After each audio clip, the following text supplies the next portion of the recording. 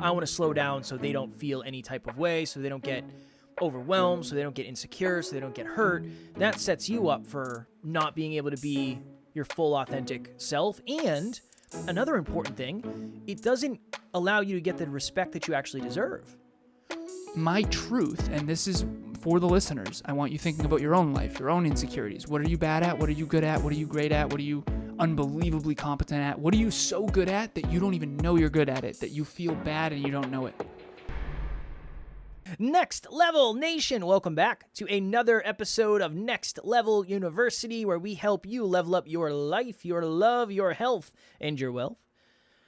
We hope you enjoyed our latest episode. It was the 1500th episode, the top 5 lessons from 1500 episodes.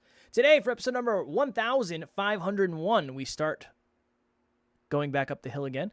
The thing that makes you the happiest also makes you the saddest. My wonderful wife and I, Taryn, have been watching a show called Billions on Prime. I don't know if it was HBO before or Showtime. I don't know. But it's on Amazon Prime now. That's where we watch it.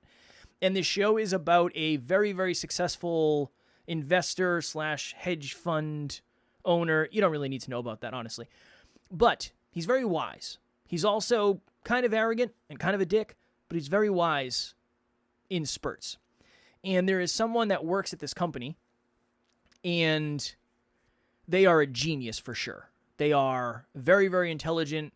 They are doing more as an intern than people working there for 10 years have done.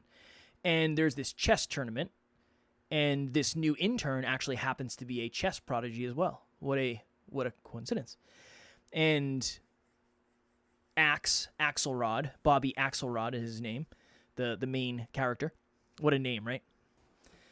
Bobby Axelrod. He asks the intern to play in the chess tournament, the poker tournament. Poker prodigy, not chess prodigy. Poker tournament. Gotcha. And less cool, but fair. Less cool, but higher stakes, for sure. Okay. I've never heard anybody talk about how much money they made in a chess tournament. You know what I mean? Those prizes get up there. How much? I couldn't say I nowadays. Know that. I don't know. Nowadays, what are you, 90? No. I read a book. What was it when called, you were a young lad? How much? A young lad. I don't know. I read a book called The Art of Learning, and it was about Josh Waitzkin, who was a chess prodigy. But it was way back. It's way back in the day. Well, this was poker. Poker's cool. I used to play a bit of poker in my day as well. And when Bobby Axelrod, I'm going to say it like that just because it sounds cool, asks this person to play, they said, I don't want to play. I have a negative relationship with poker, and every time I play, I get super sad. And Bobby says, well, you always get sad when you're doing the thing that you're happiest doing. And they said, what do you mean? He said, well, you're really good at poker, and I'm sure you're probably used to winning. And every time you win, that means somebody else has to lose. And maybe you get villainized for that. Maybe other people get triggered for that. Maybe you ask yourself, what does that mean about you? The thing that you're really good at, the thing that makes you the happiest, winning and playing and competing, also hurts other people and makes you the saddest. And I shared that on the team call that we had last Saturday, and it seemed to really resonate with everybody that was there. And I was thinking back. I was actually telling Taryn this story not long ago. I've always enjoyed martial arts / combat sports. I can remember back, I don't know how old I was. This might have been, 10 years old maybe. I don't know. I remember my buddy and I were hanging out at his house, and we were like, we should have a boxing match. And he was a lot bigger than I was. And we didn't have any gloves or anything. So we just put socks on our hands. Just one pair of socks each. That was the boxing gloves. Wow, that's reckless. I won. I knocked him down pretty quickly. And it made me feel really good, but also it made me feel really bad because I'm sure he was sad. He was a lot bigger than me. He probably thought he was going to beat me. I remember in high school, we had this, I don't know why we did this, but we had a backyard boxing day where a bunch of my friends and I just invited a bunch of people over and we had boxing matches in the backyard. And one of my good friends at the time, him and I were the first match. And I beat him pretty good. I definitely won the fight. And he got so angry after that he ran over to the house and punched the house and like knocked a piece of siding off. And we were literally joking, if you just threw a punch like that at me during the fight, you probably would have won. But he was so angry, and I was super happy. That's really the only thing I could connect to this, because I don't know if when I was good at baseball, it didn't make me feel bad because I was playing with people that were good, and the point was to beat the other team. So that competition was there. So it's probably something that's closer to home. I've never liked Is there hurting ever people. any insecurity? Sorry to interrupt you. No, you're good. Is there any ever insecurity about me interrupting you? I'm kidding. Always. Is there ever any? Wow. Is there ever any 1501? We got this. Is there ever any insecurity from you about when you rap with people that think they're good, and then you know? I was insecure to bring when that up. I was with you. I was insecure to bring that up because I don't know how good I am. I like to think I'm good, but I don't know. No, but I've been there with you rapping with someone who does it more often than you. And I've also heard you on a track with someone who I don't think is as strong, who does it way more than you. And when you were talking about this topic and you said that you don't feel that way often, I thought of that night when when you were rapping. I wasn't rapping, but You're the cameraman. I thought of that night. That's fair. And I wanted to ask you that question. If you're honest. Yeah. Yeah. I would say if I'm honest, Because it makes them feel bad. It does, right? It makes them feel bad. I remember we were writing a song with someone, because it's very rare that you have enough people in the room to do a song together and have someone record it. And Alan had the video camera, and this can be great. And yeah, I remember sitting down, and I think I was like, all right, I'm good, I'm done. And they were like, what do you mean you're done? I was like, I got everything, it's written out, I'm ready to go, I'm good. And they were very, very surprised. And I was like, you're good, like, take your time, I'm not pressuring you, I just write really fast. When I hear a beat, usually it just happens and it comes to me, and I was just on that day. But I did have that moment where it was like, okay. Right. Yeah. So I want to share with our listeners something that was in Limitless from Book Club. Limitless talks about the 4 levels of competence. And he actually adds a 5th, Kev. I wish I had thought of this. Because we're Next Level University, right? There's 4 levels of competence. He add a 5th level. Is it hyper-conscious competence? No, true mastery is what he called it. Damn. True mastery. Okay, so the first level of competence is unconscious incompetence. In other words, you are unaware that you suck at something. Okay? And I just want to be very direct here. All of us suck at stuff. Some of us are more insecure about that than other people. I think some people are really insecure about how good they are at things. I think other people are really insecure about things they suck at. And I think we all are both. Again, going back to the 1500th episode where I said success and failure. Fear of success is basically being better than others. Fear of failure is being worse than others. So we all stay in this little box, this little comfort zone, this little pendulum swing. So with rapping, Kev's a little insecure about how good he is. Because it makes other people feel bad. Transparently, though, I just want to make sure I put this out there.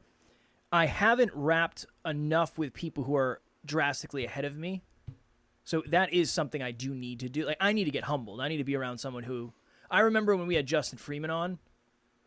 Shout out to Justin Freeman back in the day. I messaged him and was like, hey, man, I want to get on a track with you. And he left me on red. He just ignored it completely, as he should have, honestly. That was a little bit of an entitled thing to do because he's way ahead of where I am for sure. But yeah, I haven't been on with someone that can really, really humble me. And I think he that's obviously just didn't see your clips. Yeah, well, he probably was like, no, that ain't it. He probably thought I was entitled to ask, honestly, which I was, in fairness. Well, going back to the levels here real quick. The first level is unconscious incompetence. In other words, you are unaware that you suck at something. And this is in the book Limitless. Number 2 is conscious incompetence. Now you're aware you suck at something. And again, suck is a strong word. Aware that you're not good at something. Okay? The third level is conscious competence, meaning now you're aware that you're getting better after you practice. And then the last one is unconscious competence, which means you're so good, you don't even know you're good. That's mastery. You're so good, you don't even know you're good. And I want to share this vulnerably. I remember I was on a coaching session with a team member on the production team. And she was like blown away. She said, I don't understand how you do it. I was like, what do you mean? She said, Kevin tells you the title and the topic, and you figure out what you're going to plug, and then it's lights, camera, go. Whether it's my memory or it's my depth of knowledge or my expertise or whatever that allows me to do that, storytelling, I don't know. But I do know it's a lot of reps. I do know that it's a lot of practice. I do know that I've been studying speaking for at least 7 or 8 years, if not longer. I've been studying storytelling since I was a sophomore in college. So there's a lot behind the scenes that people don't realize. And I remember how insecure I was when I started a podcast with Emilia. I wasn't insecure because I'm not good. I was insecure because I was afraid to make her feel insecure at how much better I am at articulating points. But you and I have, at that point, we had 1,000 episodes more than them. We do events together. We do relationship talks events. Kevin and I do monthly meetups. My truth, and this is for the listeners, I want you thinking about your own life, your own insecurities. What are you bad at? What are you good at? What are you great at? What are you unbelievably competent at? What are you so good at that you don't even know you're good at it, that you feel bad and you don't know it? Emilia is awesome. She's like a really strong podcaster. She's excellent. Kev is a stronger communicator. He's a stronger speaker. He's a stronger podcaster. But he's also done 1,500 episodes plus 700 others, probably 800 at this point. So, of course. And I do think that you are a natural communicator. I do. I do feel that way. I've been on enough podcasts at this point. You can kind of tell. You know, I have one person I'm thinking of. She's going to start a podcast. She's going to crush it.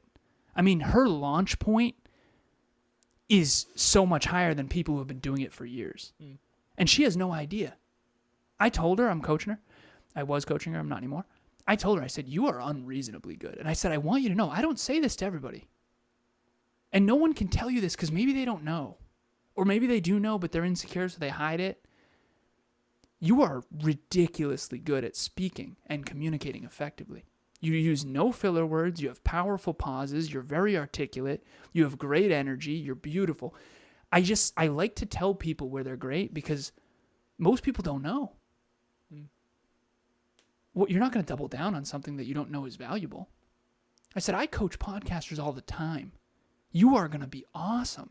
And I said, I don't say that to everybody. I have another person I'm thinking of that honestly I had to say, I don't know if podcasting is probably right for you. That's me trying to help this person. I would rather you just be honest with yourself and go do something that you are great at versus try to become something you're not.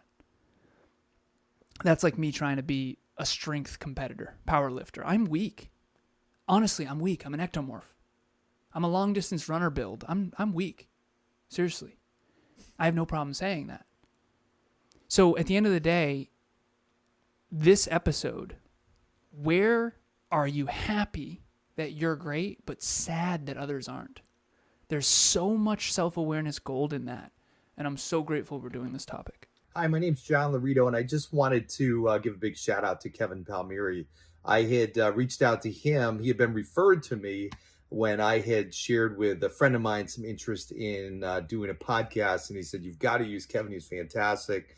He's the best around. He'll get you started and off the ground and soaring high. Kevin was phenomenal in terms of leading me through the whole process, and not just easy to work with, but really, really knows his stuff. So whether you're looking for somebody to help you and get you started, or somebody, as I've done, where I'm putting it entirely in his hands because I've got total trust and confidence in him, any of those ends of the spectrum, you're going to have a lot of success and a lot of fun working with Kevin.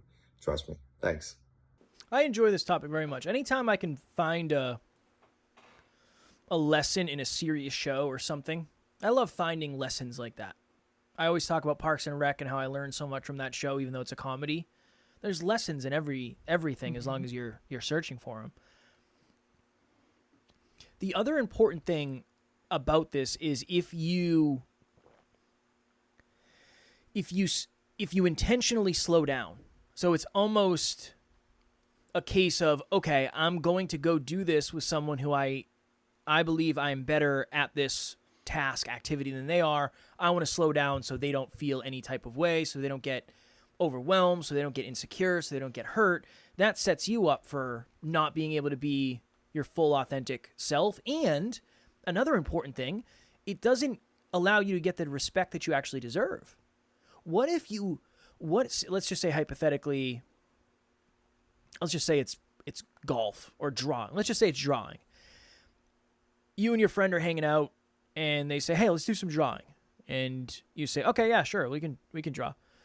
Anything specific you want to draw? And they say, no, you lead the charge and I'll just draw whatever you draw.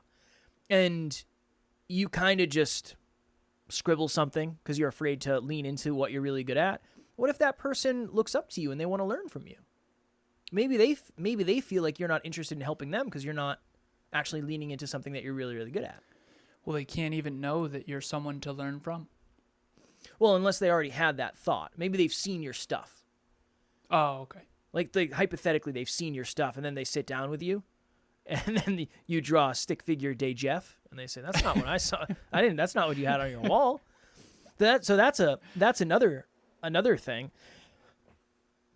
I don't know. I think it's one of those things where you kind of have to feel that. You have to experience it. You have to experience the discomfort, because until you do, you don't really know what to do with it. We did an episode last week or the week before where we were talking about I think it was another reason why taking action is so important or something like that. And it's because you can conceptualize how something's going to happen or what it's going to seem like or how somebody's going to react, but you don't really understand until it actually happens.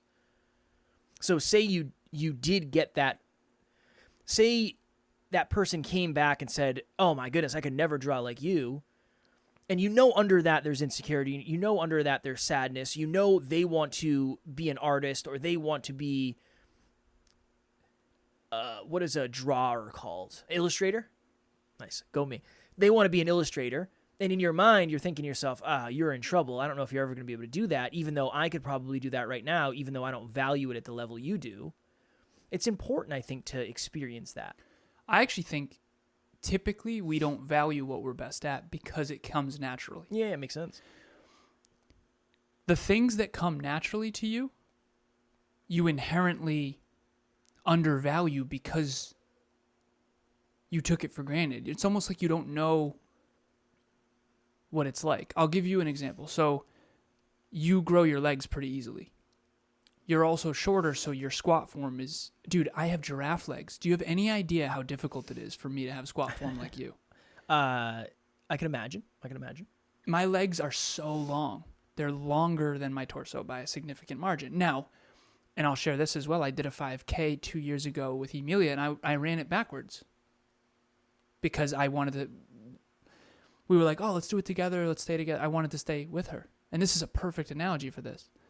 And eventually, it just got to the point where it's like, you're feeling bad, huffing and puffing. I'm sitting here bored. This is stupid. I'm running backwards. Let me just go crush this last third. So the last third, I ended up going all out, and I was dying. And I still actually had a pretty good time. But long distance running for me, I'm an ectomorph. I'm 6'2", all legs. I mean, it's just easy. It's easy peasy. Now, I'm not a great runner because I don't practice it. Ironically, I'm in the gym doing the thing that's not coming natural. But I think that we tend to take for granted the things that we're naturally amazing at. We definitely do. And I'll share this quickly as well. I have a brilliant client that I coached once. Engineer, went to college with him, tech school. I loved coaching him because he just understands mathematics at such a deep level that I could say concepts that I typically can't. And he just gets it. I mean, his deeper understanding of the way the universe works is so strong. But I had a moment where I really started to appreciate you and I more, Kev, because I had this moment of, he has this awesome app idea. He has this great business model. And I had this moment of, you're in trouble. you are not going to be able to articulate you can have the best idea in the world, but he struggles to communicate. He has a really hard time communicating. Now, this is not me beating him up. This person could be listening. I'm a big fan. And by the way, partner up with someone who's good at what you're not, because they need what you are. So find someone who complements your weaknesses and mitigates and celebrates your strengths. Complements your weaknesses and celebrates your strengths. That is the best partnership, intimate and business. But I told him, I said, listen, you have got to find someone who's a strong orator. You have to find a strong speaker. Kev, I never told you this, but I came up with something called the 25 impact points of effective communication. I didn't do that for me. I did that for this client because he was asking me, hey, even in college, you were always so charismatic. You were always so capable of articulating things. As far as engineers go, I think I'm on the higher end of effectively communicating ideas. And I always have been. And he really gave me that, and he wanted to learn from me. So I came up with the 25 impact points of effective communication off the cuff because I wanted to help him. But I was super insecure when he was complimenting me, because I don't want him to feel bad. I'm sad for him. I really am. Your idea is great, but it's going to die on the vine if you don't find someone who can articulate the value. I know people that are 1/10 as intelligent as this person, but they're going to win because they can communicate. Communication is a very powerful tool. And if you don't have it, it's very hard for you to succeed. So my advice to him is go find someone who has it, who believes in you, and who, isn't as intelligent, so that you two can team up and crush it. But to your original point of this episode, Kev, for our listeners, where are you insecure about being not good enough? That's one list. Where are you insecure about not being smart enough, or not being good enough, or not being whatever, competent enough? On the other side of that pendulum, where are you insecure because you're so good? You're so good that it actually triggers the insecurities of others. And if you have both of those lists, your self-awareness is going to be so much higher than the statistical norm, because I did not understand this until the last maybe 6 months. My attachment to that next level nugget would be, I would venture to guess that a common insecurity is creating insecurities in others. So that's kind of what Alan is talking about there. So I think that would be a really useful practice, a good action step to take after you listen to this episode. Because if you're really good at something, you should be really good at it. And you should practice it more if it feels good and you think you can do something with it. I mean, who knows? Imagine if that's your calling, that's what you're supposed to be doing. And the other thing, too, is when you're around the right, and I'm not saying you're not around the right people, but when you're around the right people, you have people who are ahead of you and you have people who are behind you. So just because someone's behind you doesn't mean it's bad for you to be ahead of them. You got to be ahead of them if you're going to get to where you want to get to. Emilia, fortunately, has been extremely forthcoming with, Alan, we're good. I'll just learn from you. But she's not a super insecure person, and she has a lot of self-belief. And so it's been really nice to have her slip into that student role in where I'm ahead, and I do the same for her. But if you're around a lot of really insecure people, it will be hard to shine. I just want to extend that olive branch. We're talking a little bit about vulnerability in this episode. Our 23rd Next Level monthly meetup, almost 2 years of Next Level monthly meetups, is on how to communicate a vulnerable truth. Something we talk about very often on here. I just got rid of the date. I'm out here jeffing. We talk about communicating vulnerable truths a lot because, number one, vulnerability is the truth, but there's layers to that. When you tell somebody your full, authentic truth, it's scary. And there's a lot of fear around that. There's a lot of insecurity around that. What if they don't resonate with it? What if I fall into a shame cycle? What if they judge me? So join us on November 2nd, 2023 at 6 p.m. Eastern Time. Again, our meetups are kind of like a live podcast, but not really. They're way more of an opportunity for you to take part. So if you want to come and ask questions and have your camera on, you can. If you want to be a fly in the wall and have your camera off and not participate at all, you can do that too. They're totally private. They are never recorded, and it's a great opportunity for you to explore yourself at a deeper level. So this episode was about being a little bit insecure with sharing where some of the things you're good at, or being good at the things you're good at or leaning into the things you're good at. There was an insecurity that was triggered for me that I was reluctant to share, but I've been tracking habits for a little over 8 years now, about to be 9 years. I used to use these little black notebooks that I carried with me. They're actually behind me. You can't see them on the video, but because our frame is smaller now. But I've been tracking habits for almost 9 years, and it has been, I actually remember being made fun of for it, and one of my close friends actually said that's a terrible idea, which I strongly disagree with. I think that's very, very ignorant, personally. It has been one of the most transformational habits I've ever done. The habit of habit tracking will transform your life. It is one of the most powerful things you can do. The entire NLU team tracks habits. Kevin's been tracking habits for 5 years now, 5 or 6 years. And we have an app now called Optimal. We have several people on it. I know that because it crashed, and I had several people reach out and say, hey, the app crashed. But you can start with 3 habits. Green light, yellow light, red light. 3 things, super simple. Did you do it? Did you not? And it's going to give you some self-awareness of, crap, maybe I'm not as disciplined as I thought, or maybe I'm crushing. And if you track with consistency for 2 weeks, you can bump to 6 habits. Another 2 weeks, you can bump to 9 habits. And then we have a paid version for 12 habits. If you want to start tracking habits, I can promise you, if you stick with it, it will change your life. All my clients track habits. Optimal is the way. The link will be in the show notes. Tomorrow, for episode number 1502, we judge ourselves more than others judge us. I went to a wedding last weekend, and weddings always create stories. And stories sometimes create podcast episodes. So we're going to do an episode on it. As always, we love you. We appreciate you. Grateful for each and every one of you. And at NLU, we do not have fans. We have family. We will talk to you all tomorrow. Keep shining. Next Level Nation.